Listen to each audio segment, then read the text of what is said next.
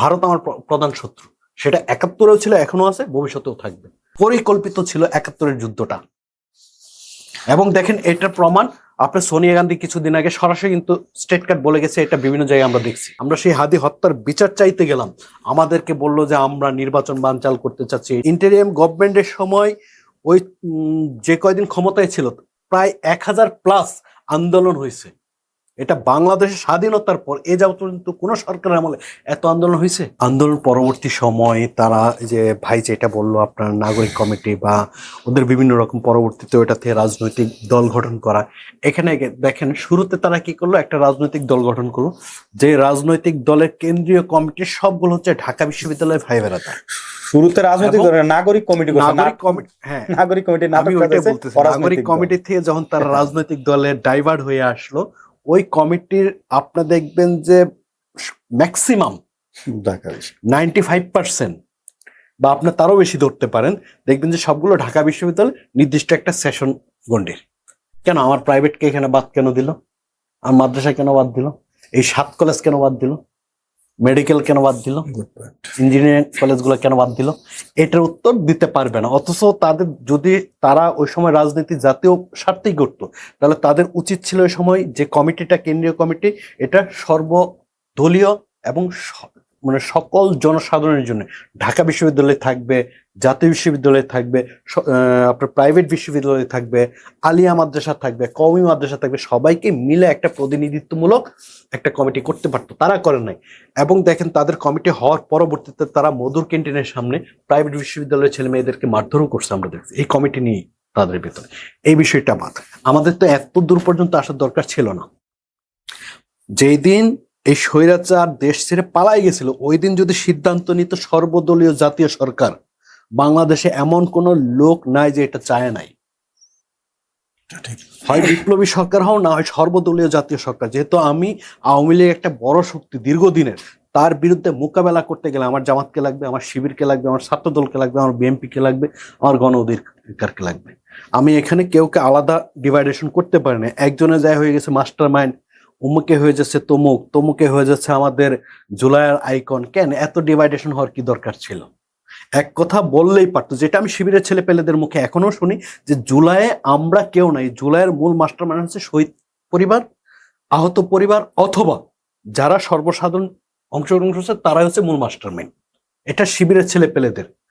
আর আন্দোলন তো আমাদের 3 তারিখে থেমে যাইতো, তার আগে থেমে যাইতো 18 তারিখ, প্রাইভেটের ছেলে মেয়েরা যদি না নামতো। আমার ঢাকা বিশ্ববিদ্যালয়ে কয়টা ছেলে মারা গেছে আমাকে দেখাইতে পারবে? ঢাকা বিশ্ববিদ্যালয়ে কয়টা ছেলে পঙ্গুত্ব বরণ করছে?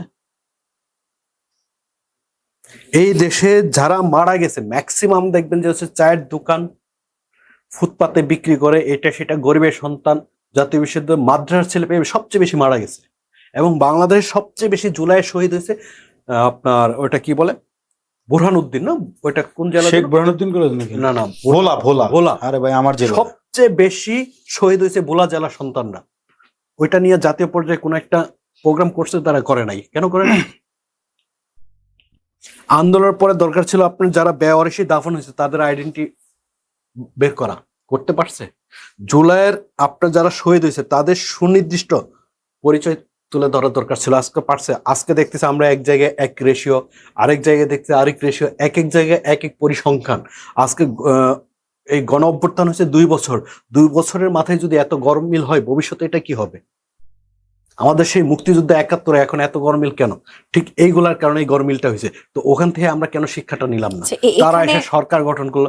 আজকে তো যদি সর্বদলীয় জাতীয় সরকার করতো, যে সরকারের প্রধান তৎকালীন সময় হচ্ছে খালেদা জিয়া জীবিত ছিলেন, তাকে একটা সম্মানের জায়গায় বসাইতে পারতেন। ডক্টর ইউনূস আসছেন, ওনাকে একটা জায়গায় বসাইতেন। এই দুইটা মানুষকে যদি বাংলাদেশে বসাইতেন, একজনকে রাষ্ট্রপ্রধান, একজনকে প্রধানমন্ত্রী করে এই দেশে সর্বদলীয় জাতীয় সরকার করতো, আগামী 10 বছর এই দেশে কোনো নির্বাচনের দরকার ছিল না। এই 10 বছরে এই দেশে সমস্ত প্রকার দুঃশাসন দূর করে, সমস্ত প্রকার মানে সুস্থ বিচার কিভাবে করা যায় এবং রাষ্ট্রের প্রত্যেকটা জায়গায় তারা ধরে ধরে সংস্কার করতে পারতো। কিন্তু যখন ইন্টারিয়াম গভর্নমেন্ট হয়েছে, এখানে দেখেন বিএনপিরও দোষ আছে, আমি কাউকে এককভাবে ছাড় দিব না। বিএনপি কি করছে? ইন্টারিয়াম গভর্নমেন্টকে কাজ করতে দিয়েছে, যেটা ভাই বলছে স্লো হয়ে গেছিল, মানে কি ধীরগতিতে চলছে। তাকে তো ধীরগতিতে রাখা হয়েছে। ইন্টারিয়াম গভর্নমেন্টের ভিতরে কারা ছিল? ওরাই তো কাজ করতে দেয় নাই। এই যে আক্ষেপগুলো আমাদের এইগুলো নির্মূলে বা এবং আরেকটা জিনিস আপনারা দেখেন, ইন্টারিয়াম গভর্নমেন্টের সময় ওই যে কয়দিন ক্ষমতায় ছিল প্রায় 1000+ আন্দোলন হয়েছে। এটা বাংলাদেশের স্বাধীনতার পর এ যাবত পর্যন্ত কোন সরকারের আমলে এত আন্দোলন হয়েছে? উনি আন্দোলন সামাল না নিজের ঘর সামাল দেবেন?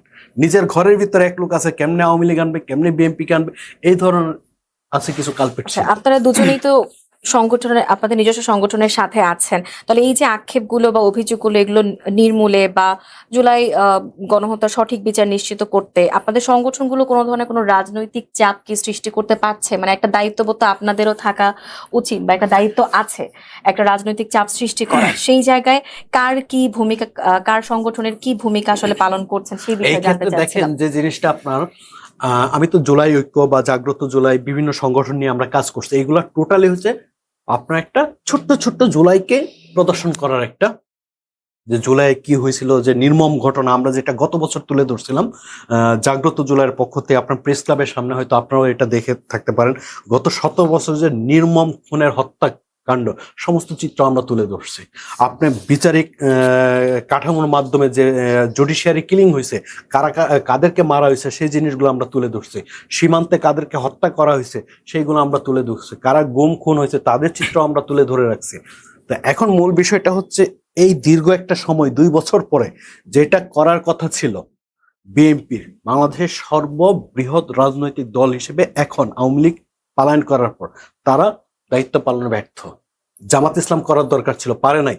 জুলাইয়ের সর্ববৃহৎ শক্তি তো এনসিপি, তার বাইরে তো আমি শক্তি দেখি না। এখানকার তো ম্যাক্সিমাম জুলাইয়ের সাথে সম্পৃক্ত ছিল, আমাদের সাথে একসাথেই ছিল, তারা পারে নাই।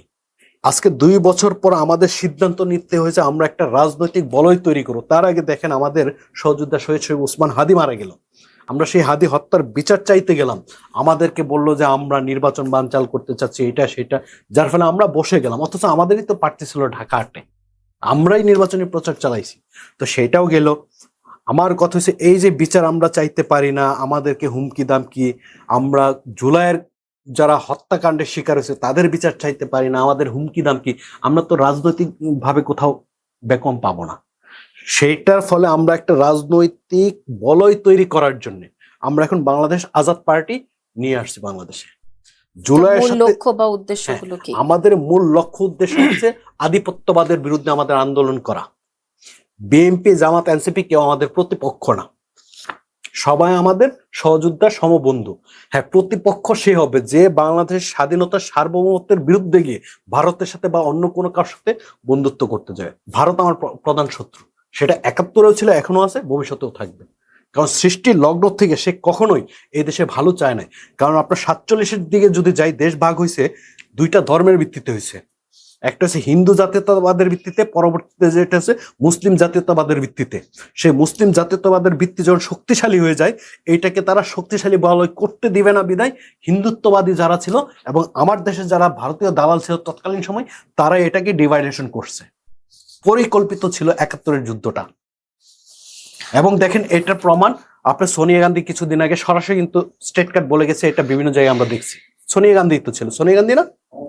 হ্যাঁ, না না, সোনিয়া গান্ধী। মমতা ব্যানার্জি তো যেটা বলছে উসমান হাদির হত্যাকাণ্ডের হত্যাকারী কে, এটা তারা জানে, শুভেন্দু বলছি।